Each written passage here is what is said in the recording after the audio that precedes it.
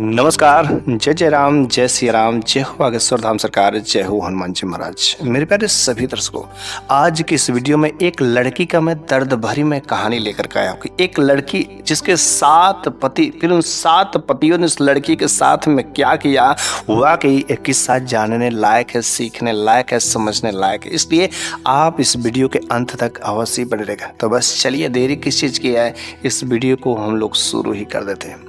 तो एक बार की बात है कि एक नौजवान लड़का जो काफी हैंडसम, लेकिन बेचारा वो गरीब था और वह अपनी रोजी रोटी का कमाई का हिस्सा जो है वो उसके पास एक ऑटो था और वह उस ऑटो को चलाता था और उसे जो कुछ भी इनकम होते थे वह उससे अपना जो रोजी रोटी खर्चा चलाता था। चूंकि शहर में रहता था और शहर में एक जो छोटा सा रूम किराए पर लिया हुआ था और वहीं पर वह अपना कारोबार कर रहा था।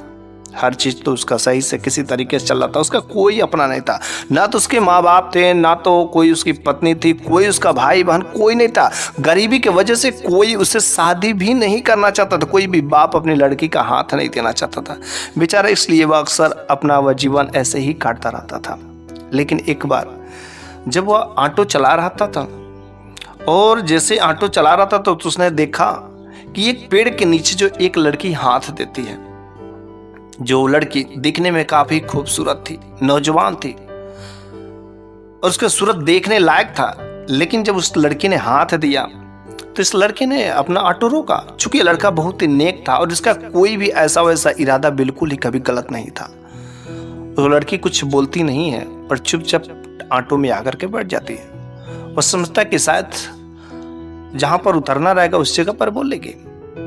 तो वो लड़का कुछ दूर अपना ऑटो लेके जाता है और कहता है कि मैडम आपको कहाँ पर, किस जगह पर उतरना है। तो बोलती है कि लड़की थोड़ा सा और आगे चलिए, वहाँ पर मेरे को उतरना है। थोड़ा सा और आगे चलता है, क्रॉसिंग पार हो जाते हैं, हाईवे आ जाता है। वो लड़का कहता है मैडम बताइए तो आपको कहाँ उतरना है। वो लड़की बोलती थोड़ा सा और आगे ले चलिए, मेरे को किसी जो है एक हिंदू समाज है उस जगह पर मेरे को छोड़ना है।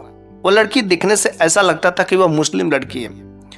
तो उस लड़के ने पूछा मैडम क्या आप मुस्लिम हैं। उसने कहा नहीं, मैं तो मुस्लिम नहीं हूँ, बल्कि मैं एक हिंदू और मेरे को हिंदू समाज में किसी में उतरना है।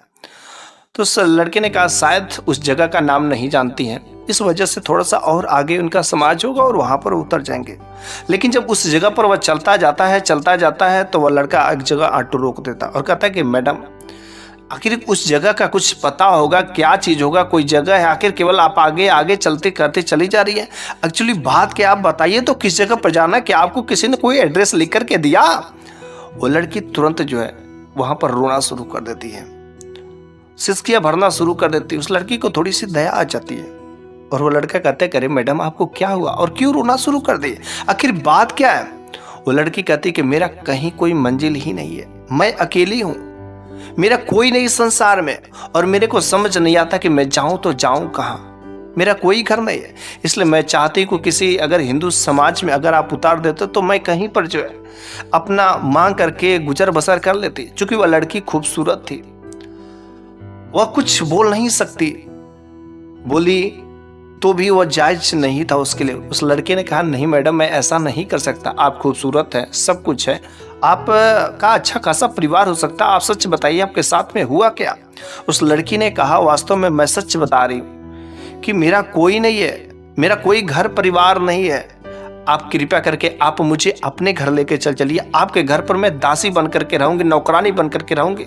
उस लड़के ने कहा अरे मेरे पास इतने धन दौलत पैसे नहीं है कि मैं नौकरानी रख सकूं और मेरे को आपको सैलरी देना पड़े और मैं सैलरी नहीं दे सकता। फिर से उस लड़की ने कहा मेरे को सैलरी नहीं चाहिए, मेरे को नहीं चाहिए आपसे पैसे, बस 2 वक्त की रोटी तो दे सकते हैं ना, बस उतना ही मेरे लिए बहुत है। उस लड़के ने कहा कि हाँ ये तो मैं कर सकता हूँ, लेकिन मैं गैर शादीशुदा हूँ और मैं किसी ऐसे लड़की को अपने घर में नहीं रख सकता। उसके मन में विचार आ जाता है कि वैसे मैं इतना गरीब हूँ कि कोई मुझसे शादी करने के लिए तैयार नहीं होता, क्यों ना मैं जो इस लड़की से बात बोलूँ शादी करने का, शायद तैयार हो जाए। उस लड़के ने तुरंत जो मौका का जो चौका का फायदा उठाया और तुरंत उस लड़की से कह दिया कि मैडम अगर आपको बुरा ना लगे तो मैं एक बात बोलूँ। उसने कहा हाँ भाई साहब जो कुछ भी बोलना है आप बोलिए। उसने कहा मैडम आप जो है, आपका इस दुनिया में कोई नहीं है, मेरा भी इस दुनिया में कोई नहीं है, क्यों ना अगर आप मुझसे शादी करने के लिए तैयार हो जाती तो आप हमारे घर में एक पत्नी के तौर पर आती और हर तरीके से मैं जैसे रहता वैसे आपको भी रखता। वो लड़की तुरंत सर हामी में भर देती है और वह लड़का कोर्ट में जाकर के अपने कुछ दोस्तों को साथ में लेकर के अपना विवाह कर लेता है।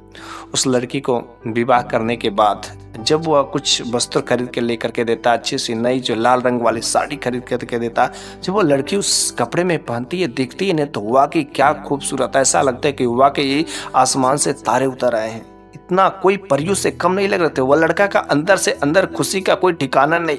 लड़का सोचता है कि वाकई आज भी 3 घंटे पहले मेरी जिंदगी कैसे थी और आज देखो शाम होते होते मेरी जिंदगी में कितनी रौनक आ गई, कितना खूबसूरत। मैं तो कभी ऐसा सपने में भी नहीं सोच सकता था कि मेरा विवाह जो इतनी खूबसूरत लड़की के साथ में हो सकता था। उस लड़की का खुशी का ठिकाना ही नहीं रहेगा। शाम का समय होता, वह लड़की घर में जाती है और उस अपनी वह पत्नी के लिए, चूंकि पहला दिन था, वह कुछ खाने पीने के लिए मार्केट से भी सामान लाता है, होटल से कुछ जो खाना लाता है और खूबसूरत अपने हाथों से जो खिलाता है। वो लड़की जो शादी होने के बाद अपने पति के हाथों से जब ऐसा खाना खाते तो उसके आंखों से खुशी के आंसू टपक जाते हैं। वह कहते कि आज तक मेरे को कभी किसी ने इतना प्यार नहीं दिया और आप मेरे को वादा करिए कि हमेशा अगर आप मुझे ऐसा ही प्यार करते रहेंगे तो मैं आपका साथ कभी नहीं छोड़ूंगी। चाहे जो कुछ भी होगा, बस आप मुझे अपने जो चरणों में ही जगह दीजिएगा। मैं आपका जीवन भर मैं आपका जो है साथ दूंगी, आपकी मैं सेवा करूंगी, कभी बस आप मुझसे अलग मत होइएगा। वो लड़का अपनी पत्नी को दिल से लगा लेता है, गले लगा लेता है और कहता है कि मैं तुमसे वादा करता हूं कि आज से कभी मैं तुमको अलग नहीं करूंगा। फिर से अगले दिन वह वही काम करता, ऑटो लेता और फिर से ऑटो चलाना था और फिर से अच्छी खासी इनकम भी होने लगी। अब उससे बिल्कुल ही खुशी ही था, चारों तरफ खुशी था, कुछ भी उसके जिंदगी में अब दिक्कत नहीं थी। लेकिन एक दिन वह सोचता है कि चलो आज रोज की कमाई तो बहुत होती है और मेरी पत्नी जो घर में अकेले बैठे बैठे बोर हो जाती है, क्यों ना चलो आज मैं अपनी पत्नी को बाहर किसी पार्क में घुमाने के लिए ले चलते हैं। और वो लड़का अपनी पत्नी के लिए अच्छी सी एक साड़ी भी खरीद करके ला करके देता है और वो उन कपड़ों को पहनती है तो वाकई उसमें और उसका खूबसूरती का नज़ारा लग जाता है। और जब वो लड़की उन कपड़ों को पहन करके, चूंकि इसके पहले कभी कोई वो ना तो मार्केट गई थी, कभी ना तो कहीं घूमने गई थी, ना तो कभी किसी पार्क में गई थी, तो जब वो लड़का उस पार्क में ले जाता है, अच्छे अच्छे जगह पर घुमाता है, तो वो उस दृश्य को देख करके वाकई उसे बिल्कुल ही नया लगता है। पार्क में भी काफी अच्छा खासा समय लगता है और खूब जो अच्छा उसे महसूस लगता है, समय लगता है, अच्छा लगता है। फिर वो लड़का उस अपनी पत्नी को लेकर के एक होटल में ले जाता है और कहता कि चलो वहाँ पर हम लोग नाश्ता पानी कर लेंगे, वहाँ पर भोजन कर लेंगे और फिर शाम का समय होने वाला अपने घर पर चलेंगे। लेकिन जब वहाँ पर वह बैठ करके होटल में भोजन कर रहे थे तो वहाँ पर 2 लोगों की नज़र जो इसकी पत्नी पर बहुत बुरी तरीके से पड़ रही थी। क्योंकि लड़की को ऐसा बातें नहीं पता था कि यहाँ कोई मेरे को देख रहा है, लेकिन जो उसका पति था ना, वह उन लोगों को देख रहा था कि शायद ये लोग मेरी पत्नी को गलत तरीके से देख रहे हैं, गलत इजारे से देख रहे हैं, कुछ ना कुछ इनके दाल में काला है। इसलिए वह अपने पत्नी को बिन बताए हुए ही वो जो है वहाँ से भोजन करने के बाद कहता है कि चलो जल्दी से हम लोग चलते हैं। और लेके जब चलता है तो उसे ऐसा रास्ते में महसूस होता है कि शायद कोई मेरा पीछा कर रहा है, लेकिन जब वह पीछे देखता है तो कोई नहीं रहता है। और शाम होते ही वह जो है अपने घर पर जाता है और दरवाज़ा बंद कर देता है। दरवाज़ा बंद करने के बाद जाकर के घर में देखता है तो कुछ खाने पीने की चीज़ें नहीं रहती, क्योंकि सुबह को भी खाना बनाना रहेगा। तो उसने कहा कि देखो चूँकि शाम हो गया और अभी मेरे को मार्केट जाना पड़ेगा, क्योंकि सुबह के लिए खाना भी तो तैयार करना होगा, कुछ मार्केटिंग करके अभी मैं लाता हूँ, लेकिन जाना और दरवाज़ा बंद कर देना, लॉक कर देना। अगर कोई दरवाज़ा खोलने की कोशिश करेगा तो तुम तो बिल्कुल खोलना मत, ठीक है। वह मार्केट चला जाता है और जैसे वह जाता है ना, और जाने के लगभग जो है 1 घंटे बाद जब वो मार्केट से घर पर लौटता है तो वो अपनी पत्नी को देखता तो उसकी पत्नी की हालत थोड़ी सी खराब रहती है। उसकी पत्नी बहुत ही बेचैन रहती है। तो वो अपनी पत्नी के पास में जाकर के कहता है, बताओ क्या हुआ, इतनी दुखी और ऐसे क्यों बैठी हो, क्या हुआ, बात क्या है। तो उसकी पत्नी ने कहा, अरे जब आप घर से जैसे ही बाहर निकले और दरवाजा मैंने तो लॉक कर दिया था, लेकिन ऐसा लग रहा था कि दरवाजे पे कोई 2 लोग चिल्ला करके दरवाजा खटखटाना रहे, खोलने की बात कर रहे थे, लेकिन मैंने दरवाजा नहीं खोला। फिर गांव वाले, कुछ अगल बगल के मोहल्ला वालों ने यहाँ पर आके उन लोगों को समझाया कि ये उसका घर है और बहुत ही नेक लड़का, ऐसा वैसा गलत काम नहीं कर सकता, आप लोग यहाँ से चले जाइए। फिर वे लोग वहाँ से चले गए। लेकिन आज जैसे भी हो थोड़ा सा पता नहीं क्यों मेरे को बहुत ही डर लग रहा है। तो वो लड़का कहता है कि नहीं नहीं कि ऐसा घर के बाहर ऐसा कोई हो ही नहीं सकता, मेरा किसी के साथ कोई दुश्मनी ही नहीं है। हाँ कोई बच्चे होंगे, हो सकता है कोई दरवाज़ा ज़बरदस्ती वैसे मजाक में, या कोई मेरा दोस्त होगा खटखटा रहा होगा जिसकी वजह से, लेकिन उसके मन में बेचैनी छा गई रहती। आखिर वे 2 लोग कौन थे। फिर जो सुबह होते ही अपने उन मोहल्ले वालों से पता करता है, तो मोहल्ले वाले से लोग जब कहते हैं कि देखो वे 2 लोग आए थे और वे लोग कह रहे थे कि ये जो मेरी जो एक लड़की है और इस लड़की को उसने किडनैप करके रखा है, अपने घर में रखा है, लेकिन हमने उन लोगों को समझा करके किसी तरीके से हटाया, लेकिन वे लोग जाने को तैयार नहीं थे। और इस तरीके से बेचारा थोड़ा सा डरा हुआ जरूर था। और एक बार जो है फिर से वह जो अपने पत्नी को लेकर के मार्केट गया था, और मार्केट से जैसे ही घर को आ रहा था तो उसके घर के दरवाजे पर 2 लोग वहाँ पर थे। और जैसे उसको उसकी पत्नी के साथ में देखते तो वे दोनों लोग कहते कि देखो तुम शायद मेरे को नहीं जानते हो, कि तुमने इस मेरे घर की ये जो लड़की है ना, ये मेरे घर की लड़की है और तुमने इसको अपने ज़बरदस्ती जाल में फंसा करके कैद करके रखा है, इसको तुम मेरे हवाले कर दो। वो कहता है कि अरे क्या तुम बात कर रहे हो, मैं ज़बरदस्ती, ऐसा बिल्कुल ही नहीं हो सकता, मैं इसके साथ कोई ज़बरदस्ती नहीं किया, मैंने इसके साथ विवाह किया है, शादी किया है, मेरे पास पूरा शादी का प्रूफ है। वह लड़की भी, उसकी पत्नी भी हामी कर देती कि हाँ मेरा पति है। फिर से उस कुछ मोहल्ले वाले भी आ जाते हैं और मोहल्ले वाले उसके भी सामने भी प्रूफ हो जाता है कि हाँ ये उसकी पत्नी ही है।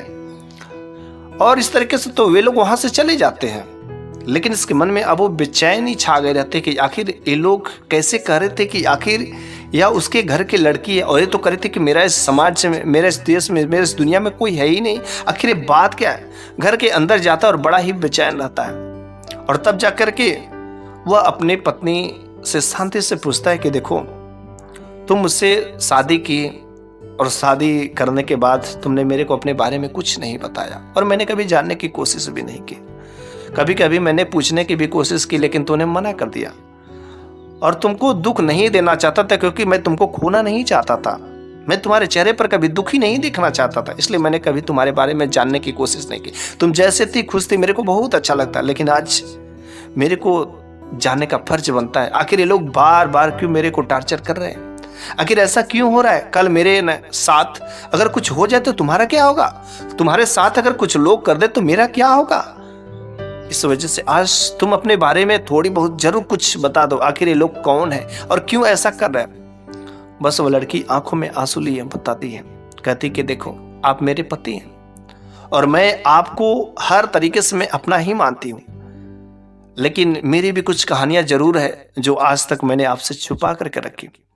दरअसल बात यह है कि मैं एक मुस्लिम लड़की हूँ और मेरे माँ बाप जो है पैसे के भूखे थे। जब मैं बड़ी हो गई तो कुछ लोगों ने आया और मेरी खूबसूरती को देख करके मेरे बाप से जो है मुझे खरीदने का सौदा किया।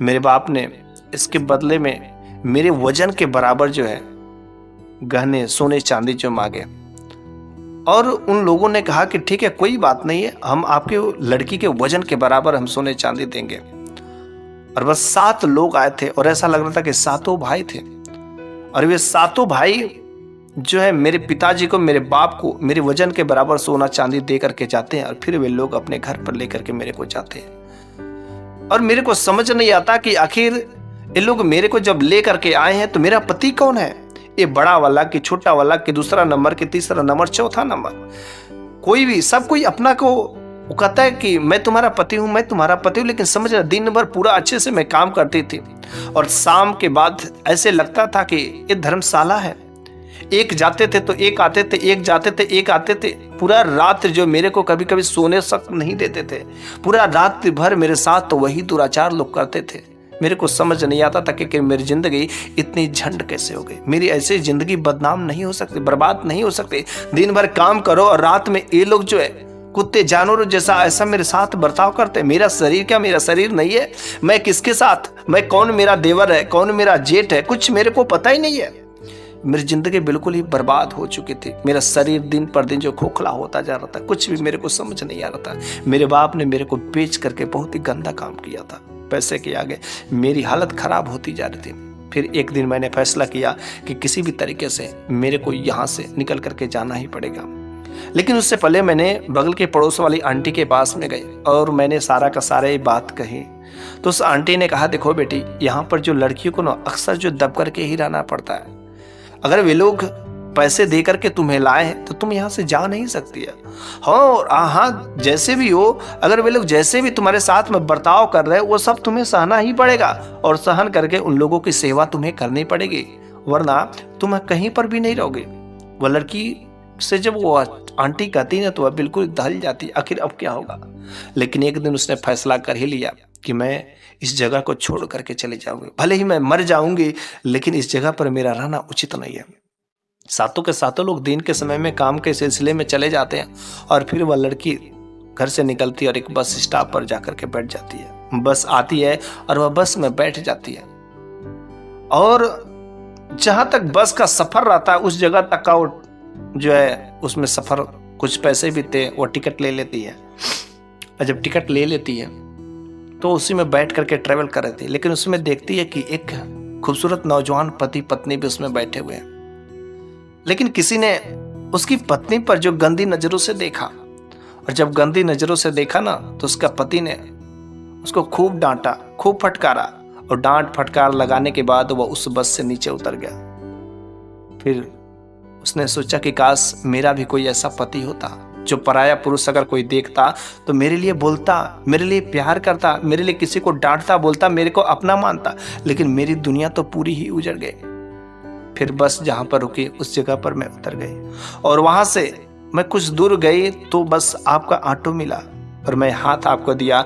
बाकी आपको सब चीजें पता है, लेकिन मैं आपके हाथ जोड़ करके मैं आपके आगे मैं माफी मांगता हूँ कि आज तक मैंने जो किया, मेरे बाप ने मेरे साथ में गेम खेला, मेरे बाप ने सब कुछ किया और मैं वैसी गलती दोबारा तो मैं नहीं करूंगी।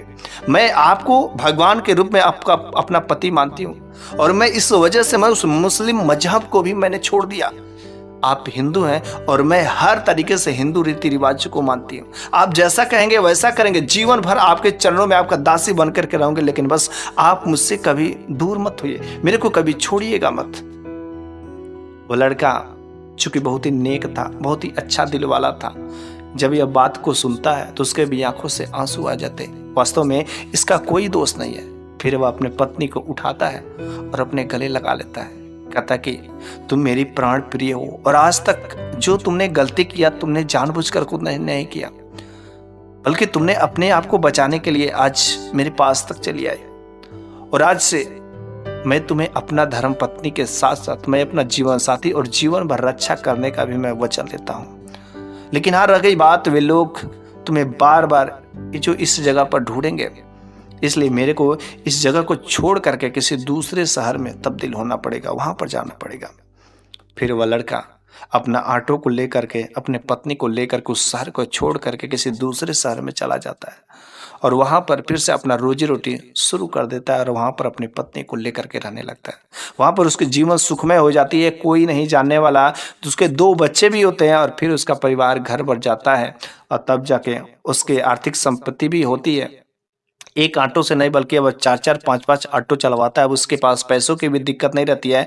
बिल्कुल वे दोनों पति पत्नी और बच्चों के साथ में उसका जीवन सुखमय हो जाता है। बस आज की यह कहानी तो यहीं पर समाप्त हो जाती है और अगले वीडियो में मैं फिर से कुछ ऐसी ही नई कहानियां लेकर के अवश्य ही हाजिर होऊंगा। तब तक के लिए धन्यवाद।